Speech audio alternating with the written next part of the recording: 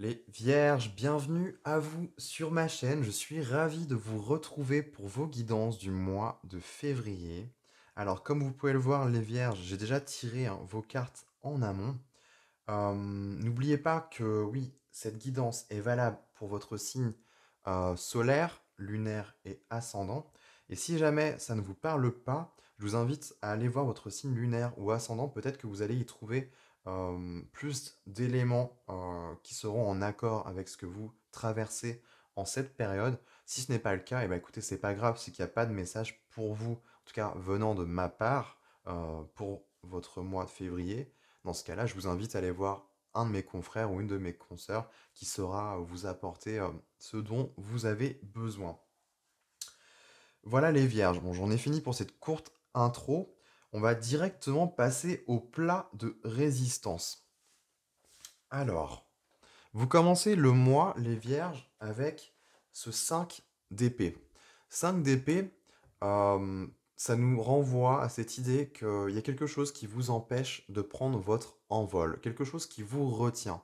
On est vraiment là-dessus avec le 5 d'épée. Le 5 d'épée, si vous voulez, là en plus c'est bien représenté, je trouve, c'est cette faucille là en or, elle est reliée, rattachée à d'autres derrière, qui sont en ruine, qui sont dans l'ombre. Et en fait, tout ça, ça nous renvoie peut-être à des croyances, à des façons de penser, à des schémas, en tout cas peut-être plus au niveau mental, parce qu'on est dans les épées, on nous renvoie sur cette partie-là, mais pas que, hein. Je vais y venir. Justement, des façons de penser qui vous limitent, en fait, qui ne sont pas forcément en accord avec qui vous êtes véritablement les vierges. Et, et finalement, ça vient vous limiter dans vos prises de décision, dans vos actions. Il y a quelque chose qui vient, voilà, vous empêcher de faire véritablement ce que vous voulez.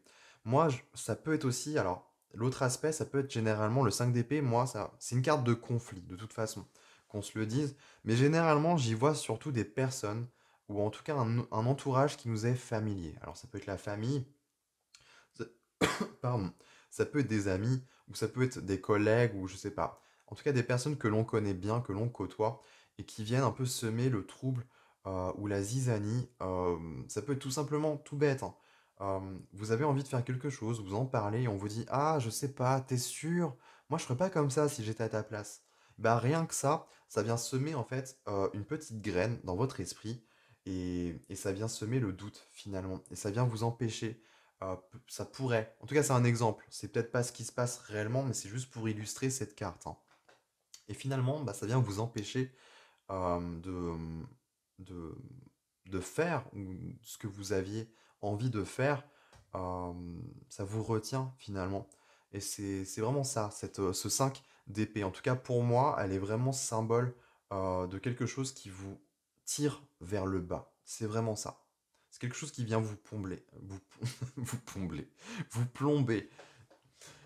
Vous avez un 2 de bâton qui est tombé juste après. Alors là, c'est intéressant parce que le 2 de bâton, pour moi, je la symbolise comme une porte. C'est là une voie qui s'ouvre, un chemin qui s'ouvre. Le 2 de bâton nous symbolise aussi généralement cette idée d'évaluer, en fait. Voilà, c'est l'idée d'aller d'un point A à un point B. Comment je fais? Parce que entre ces deux points, il y a des étapes, il y a des choses, en fait, à comprendre. Le 2 de bâton nous renvoie à ça, en fait. C'est voilà, je suis là, j'ai envie d'aller là. C'est un peu ça. Elle est, vous voyez, je sais pas si vous voyez bien, mais c'est symbolisé là-dessus. Avec cette planète Terre, il y a des abeilles ici, et il y en a une qui a réussi à, voilà, à graviter jusqu'à la Lune. C'est un peu ça l'idée, hein. C'est ce qu'elle veut véhiculer, cette carte. C'est voilà, comment j'évalue les choses, comment je fais, comment je vais m'y prendre pour aller là-bas, ou je sais pas. On est dans l'évaluation, voilà, je suis dans cette situation-là aussi, c'est tout simplement ça. C'est peut-être pas forcément d'y aller physiquement, c'est juste euh, je sais pas comment dire, juste une situation en fait qui vous pose problème, et vous commencez à réfléchir à peut-être vous extraire de cette situation-là. On est peut-être là-dedans. Bon, je vais tout de suite passer à l'autre parce que là, on va vraiment rentrer dans le vif du sujet, les vierges. Avec cette carte-là, la justice. Donc, on est sur une arcane majeure, donc c'est un élément majeur. La justice nous renvoie, bah, comme elle le dit, à une notion de justice, donc à une prise de décision avec l'épée où on va trancher, Avec la balance aussi, on est dans, voilà, je pèse les pour et les contre et je prends une décision. On est là, déjà, d'entrée de jeu, les vierges, pour vous, sur la première ligne, on est sur quelque chose d'assez froid. Les épées, c'est froid. La justice, c'est froid. Donc, c'est-à-dire, quand je dis froid, c'est qu'il n'y a pas d'émotion qui rentre en jeu pour vous dans ce cas de figure-là. Il y a une issue possible pour moi. Il y a quelque chose qui, voilà, qui vous retient, qui vous empêche. Ça peut transposer, hein. Après, c'est à vous de transposer. Je ne sais pas de quelle situation on me parle là exactement, mais on voit bien qu'il y a évaluation parce que c'est comme s'il y avait un peu la lumière au bout du tunnel. Il y a espoir, en tout cas, avec ce deux de bâton. Les bâtons, d'ailleurs, qui nous renvoient à l'énergie de vie aussi. Donc, même s'il n'y a pas d'émotion, il y a quand même un souffle de vie là-dedans. Il y a quelque chose. Il y a de l'espoir. Avec cette justice, elle peut nous rapporter à des décisions de justice. Généralement, elle symbolise tout ce qui est dans les administrations, que ce soit banque, donc justice, tribunal. Je sais pas, moi, ça peut être les huissiers, ça peut être le notaire aussi, euh, ça peut être l'éducation aussi, vous voyez, ça peut aussi nous renvoyer à de la politique. Bref, on est plus dans un système, on rentre dans l'administratif, on va dire ça comme ça. Et là, c'est vraiment, je touche au sens large. Donc, peut-être que vous avez un recours en justice et c'est avec une situation où des personnes ou une personne qui, voilà, où il y a conflit et ça vous empêche, je sais pas, on essaie de vous tirer vers le bas et là, je sais pas, il y a justice. Ça peut être tout simplement justice divine aussi, hein. Des fois, je sais pas, comme si le destin était bien fait et pouf, il y a le retour de bâton, le karma qui revient, et ben en pleine figure de celui qui a semé un peu, celui qui a semé le trouble, hein. Vous voyez? On est aussi là-dedans. Moi, j'ai plus l'impression que oui, il y a vraiment quand même quelque chose de bien concret là. Avec cette justice, il y a peut-être un recours. Ou je sais pas. On m'en dit pas plus, en tous les cas. Là, cette épreuve, bon, on a un clin d'œil avec cette tour. On nous renvoie quand même, bon, peut-être de l'administratif, peut-être quelque chose qui touche à l'argent ou à une notion de manque. Il y a des blessures, des peurs qui refont surface. Mais je pense que c'est pour un mieux. Il y a vraiment là avec cette grande prêtresse de suivre son instinct et plutôt son intuition. L'instinct est plus propre à l'énergie du lion, de la force. Là, la grande prêtresse, il y a quelque chose de fin avec elle. Elle sent les choses. Elle a le nez fin. Et surtout, il y a du savoir, hein. Ce qu'on ne dit pas souvent avec cette grande prêtresse, c'est qu'il y a beaucoup de savoir, en fait, et de connaissances enfouies et cachées. Donc, on est quand même là-dedans. Et en plus, je vais m'arrêter là, hein, mais on a l'ermite. L'ermite qui nous renvoie une posture, encore une figure de sagesse. Donc, il y a de la sagesse à avoir peut-être dans ces épreuves. En tout cas, avec la tour ici, le petit clin d'œil que l'on nous montre, pour moi, c'est que il y a besoin de déconstruire certaines choses.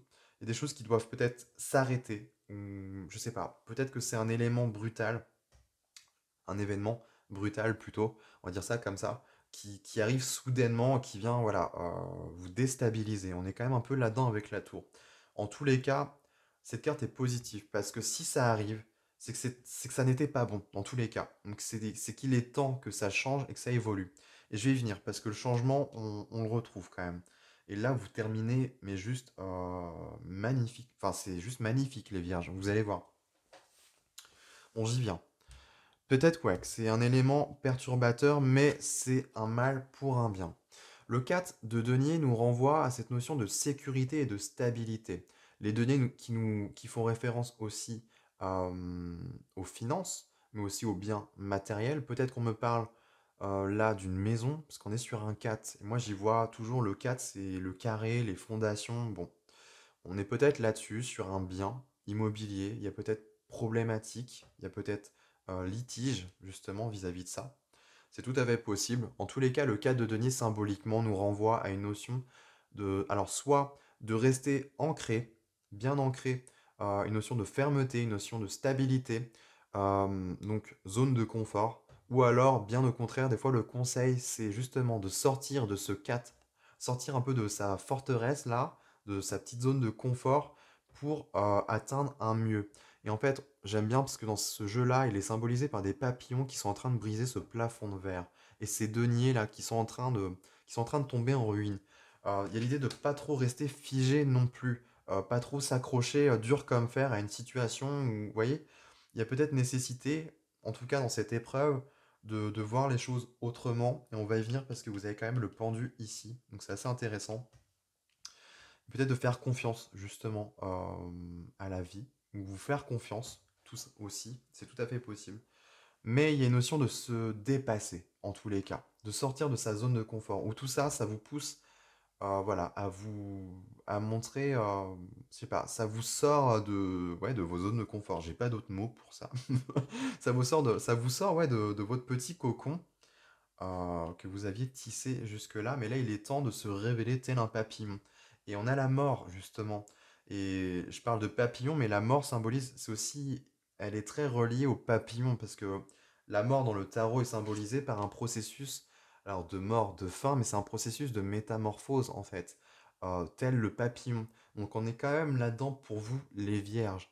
Je pense que c'est une situation, peut-être que de manière très concrète, c'est comme s'il y avait un cadeau caché, quelque chose de déguisé derrière tout ça, en fait. J'ai l'impression ça cache quelque chose comme ça, de cet ordre-là. La mort, en plus, qui est au cœur de votre tirage, les vierges, et au centre de tout, c'est que voilà, il y a comme la tour, là, là aussi, on vous pousse à sortir de vos zones de confort. Il y a quelque chose qui doit s'arrêter parce que c'est plus permis, c'est plus possible. Et ça touche peut-être même à des fondamentaux. On a un 4 là, on en a un autre là. J'y viendrai à la fin, mais c'est intéressant. Il y a une idée de prendre sa place, il y a une idée de se faire respecter aussi. Il y a une notion de stabilité à retrouver. Il y a l'idée de retrouver, oui, le respect peut-être.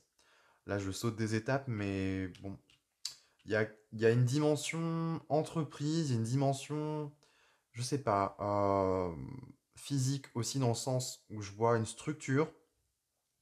Ça, il y a aussi des personnes là-dedans qui viennent un peu, voilà.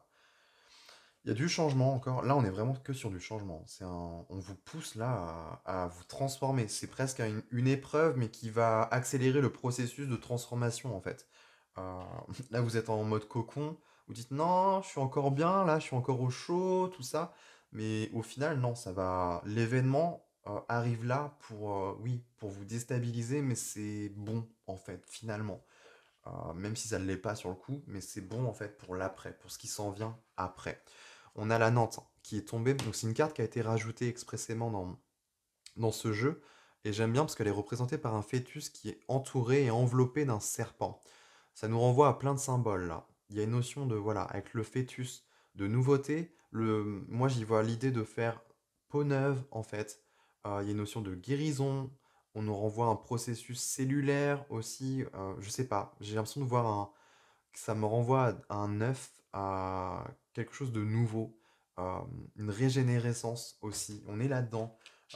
Donc, je sais pas pour vous exactement les vierges, mais symboliquement, ça brasse beaucoup là. Il y a besoin que les choses évoluent, que les choses changent autour de vous, mais aussi pour vous-même. Donc c'est bon signe. Et peut-être que vous allez être aidé justement avec la justice. Soit c'est la justice divine, alors ça va être très symbolique et de manière très, je sais pas, un événement comme ça soudain et tac, ça, les choses, je sais pas, deviennent fluides et changent du tout au tout. Ou alors c'est vous qui avez engagé certaines actions et il y aura justice pour moi. Justice va être rendue, hein. Ça, c'est clair. C'est trop important. Surtout arriver là, déjà rien qu'au milieu, ça nous montre bien le truc, mais surtout, là, c'est une prise de pouvoir. Une prise de... Je sais pas, il y a l'idée de prendre sa place. Et il y a vraiment la notion de respect, hein. On a le pendu.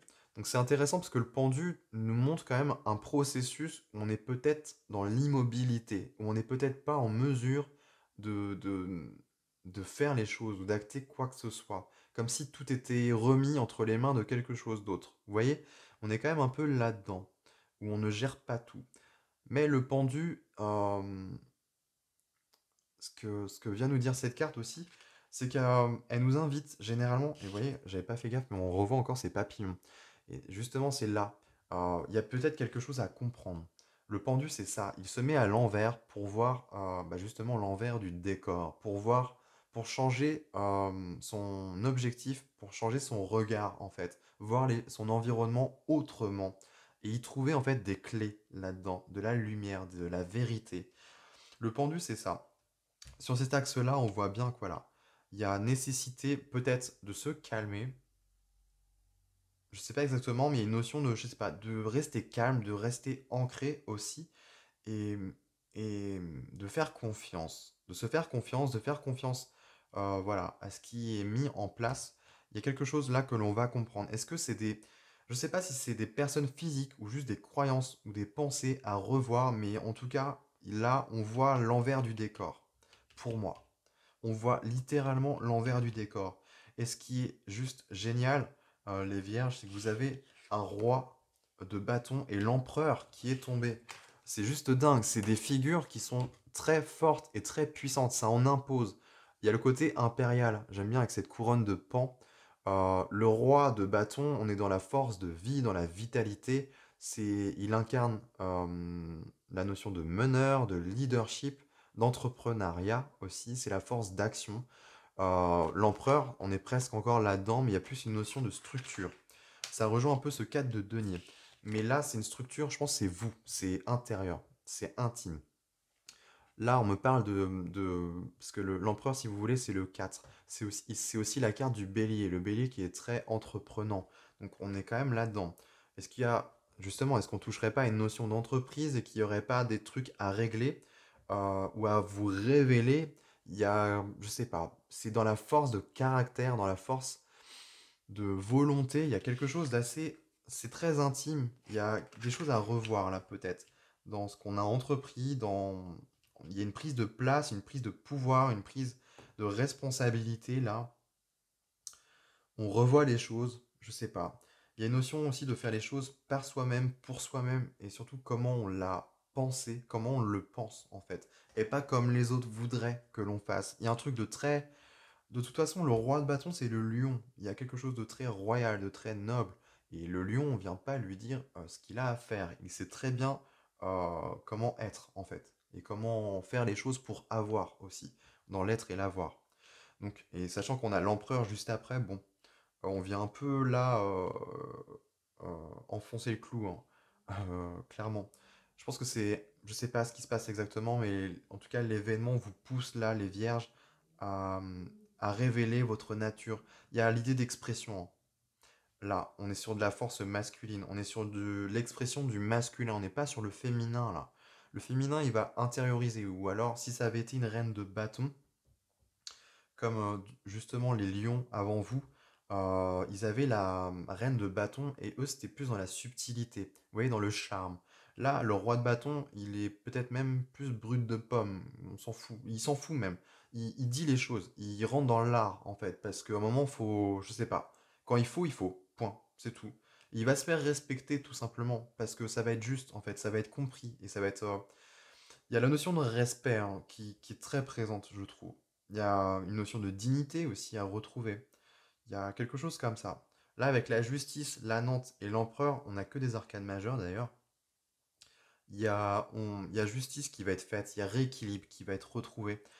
Et ça va surtout, là, avec cette notion de cellule, ou je sais pas, et l'empereur, c'est une partie de vous, en fait, les vierges, qui étaient sûrement endormies, comme si vous étiez coupé de cette partie-là, et que là, l'événement fait que ça va réveiller, en fait, une partie de vous-même, majeure, pour le coup, mais vraiment.